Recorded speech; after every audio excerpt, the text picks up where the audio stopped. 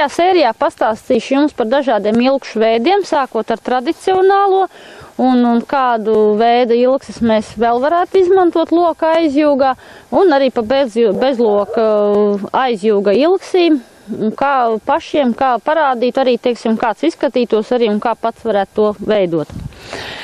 Sāksim ar tradicionālajām ilksīm. Kādas mēs zinām, tās ir koka ilkses pie parastajiem darba ratiem. Un mēs viņas zinām, kā tās ir koka. Viņām piestiprinātas ir ar atsaitēm. Šeit viņas iet tā kā atsaišu viens gals, kas stiprinās pie ilgs. Un šeit ir pie riteņa. Ritenim ir pagarināta as, uz kuras tiek uzmaukta atsaites cilpa. Pati ilgs tiek piestiprināta pie riteņu as. Šeit uz as ir uzmetināts speciāls cilpas, un caur kurām tiek izvērts arī pie ilgsīm, pie ilgs gala piestiprināts āķis. Un šādā veidā izmaucot cauri cilpai, ilgs tiek piestiprināti pie ratiem. Un tad mēs katra ilgs stiprinās atsevišķi tradicionālajiem aizjūgam. Un tad mēs viņus varam pacelt katru par sevi. Un katra ilgsī tiek regulēta visa attāluma, par ko tika stāstīts atsevišķā sērijā. Lai zirgu mēs jūgtu loka aizjūgā, var izmantot ne tikai kā tradicionālo koka ilkšu veidu, var izmantot arī šādu ilkšu veidu, kas ir stiprinātas, kā saucamā, vienā blokā, un mēs abas viņas reizē varam pacelt. Ilkses ir veidotas no metāla trubām. Būtu gan jācenšas viņas veidot pēc iespējas no vieglāk metāla trubām, bet tajā pašā laikā ir jāstāsta, lai materiāls nebūtu tāds, kas padotos un vērptos un kuru varētu viegli saliekt zirgam griežoties. Šāda tipa ilksis, viņas ir veidotas tā kā kvadrāta tipa blokā, stūros piemetināta ir stienīši, lai zirgam griežoties pa labi vai pa kreisi, mēs viņas šo stūrus nevarētu saliekt, savērpt vai savādāk deformēt. Šajā vietā mēs piemetinām gan no apakšas, gan no augšas, divās vietās, metāla ausis, pie kurām mēs stiprinam arī metāla cilpas divas, un lai mēs varētu šādi tipu ilgs piestiprināt pie ratiem. Pie ratiem viņš piestiprinās divās vietās. Ar šādu metāla stieni mēs varam izvilkt tad šo sprostu gredzenu, izņemot stieni no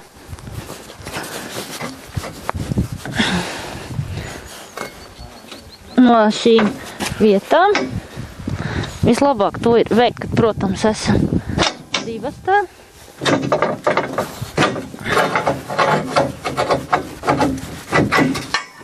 Un mēs ilgstas esam atvienojuši no rati.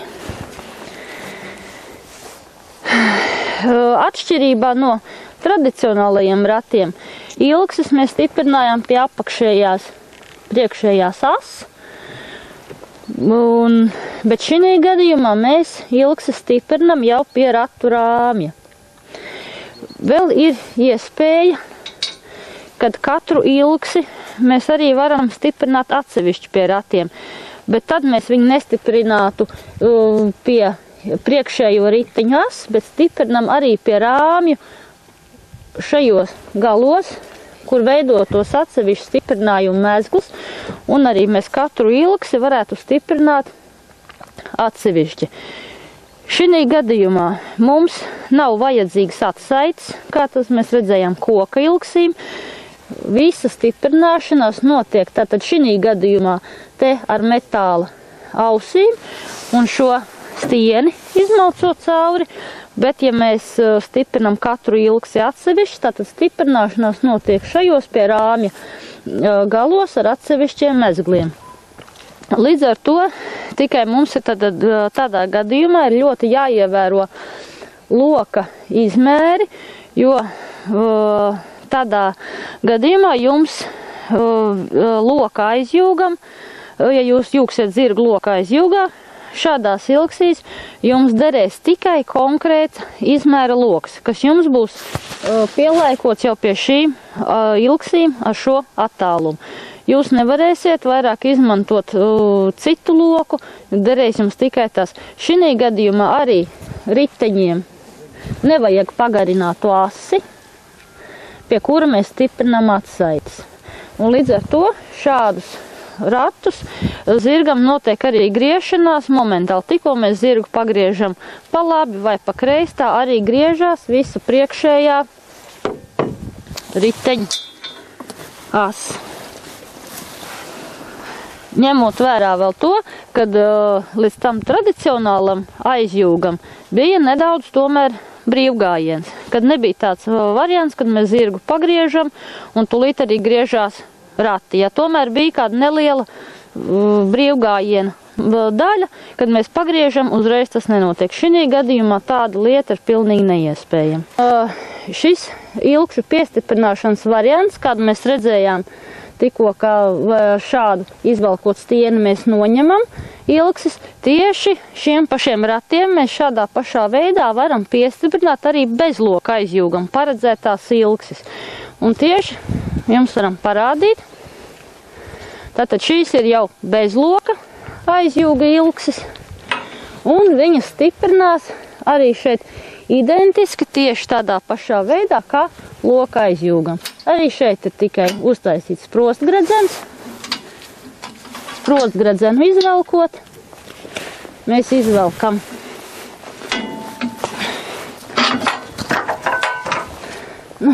un esam noņēmuši bez loka aizjūga ilgsis, un ja mums ir vajadzība šajos ratos jūgt loka aizjūgā, tieši tāpat mēs varam noņemt loka aizjūgam paredzētās ilgsis, kuras ir sametināts, teiksim, kā vienā blokā, un piestiprinam šiem ratiem, un varam izmantot arī sporta ratus braukšanai loka aizjūgā.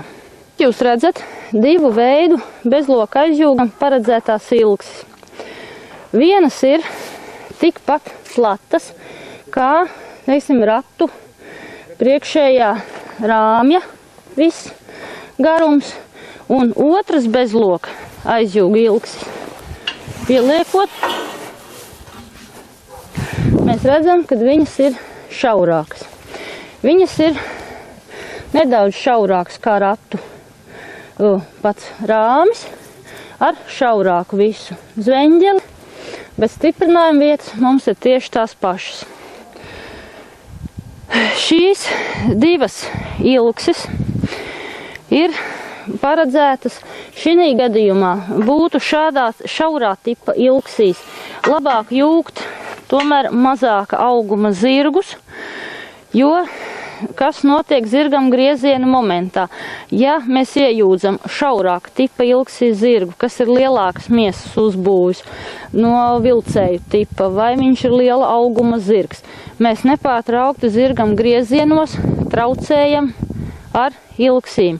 Zirgam griežoties tātad pa labi, mēs kreisajā sānā zirgam jau nedaudz griežoties pa labi, pie aizmugurs skarsies viss ilgšu sāns, kas ierobežo zirga strauju kustību pa labi. Tas vairāk attiecās jau sacensību braukšanai, jo ir vajadzība sacensībās mums izdarīt strauju manevru pa labi, pa kreisi, un ar šādām šaurām ilgsīm mēs liela izmēra un tāds būdīgāku augumu zirgam mēs varam traucēt. Un zirgam radīsies nepatīkama sajūta sānā, jo mēs viņam visu laiku tātad iznāk, kad ar ilgsīm mēs sitam zirgam tātad attiecīgi pa labo vai pa kreiso sānu, un zirgam vienkārši var rasties ļoti nepatīkama sajūta, un viņš ar laiku jums centīsies izvairīties no strauju manevru griešanās.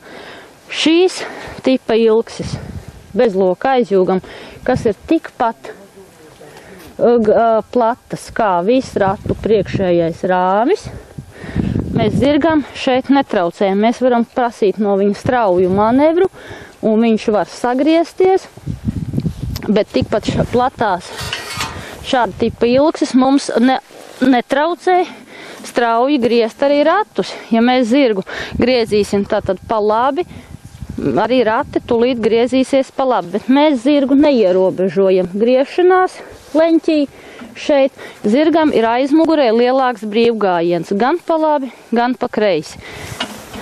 Neskatot, arī šaurajās ilgsīs notiek tieši tāpat. Zirgs, ja griezīsies pa labi, viņa arī rati tūlītās arī pagriezīsies, bet mēs zirgu ierobežojam kustībā un straujās sacensībās veicot strauju manevru. Zirgam ar laiku radīsies grūtības, būs nepatīkams izjūtas, atšķirībā, ja mēs veidojam ilgsis ar tik platas. Arī, lai nenotiktu tāds variants, kad braucot mēs savērpjam ilgsis, saliecam, vai kas būtu jāievēro, stūros ir labāk iemetināt šāda tipa plāna metāla caurulītes, kas vienkārši neļaus jums stūros deformēt ilgsis. Šāda platuma bezloka aizjūga ilgsim būtu jāievēro arī, kas ir arī zveņģelei, jābūt attiecīgi platai. Mēs nevaram uz platām tādām ilgsīm likt šauru zveņģeli. Tātad līdz ar to, ja mēs uzliekam šauru, mēs atkal zirgam radām diskomfortu, jo viņam visu laiku streņģis skarsies pie pakaļkājām, un viņam vienalga neradīsies šī sajūta, kad viņš var veikt strauju manevru griezienā, un viņam nekas viņu neierobežos. Savukārt, ja mēs paplatinām ilgsis, mēs arī paplatinām zveņģeli, un zirgam ir aizmugurē ļoti liels brīvgājiens, un mēs zirgu nekādī kustībā nevaram īpaši ierobežot.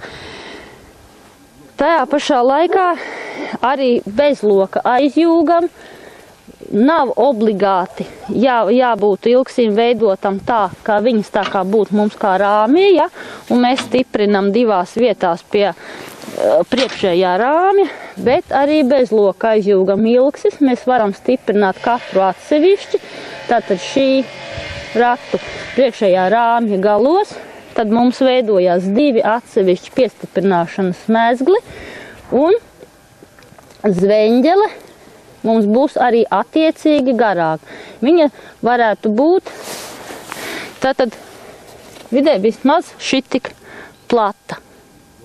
Jo mums ir platākas ilgšu atstarpe no zirga sāniem, jo platākai jābūt ir zveņģelē, lai mēs zirgu neierobežojam kustībās un straujos manevros.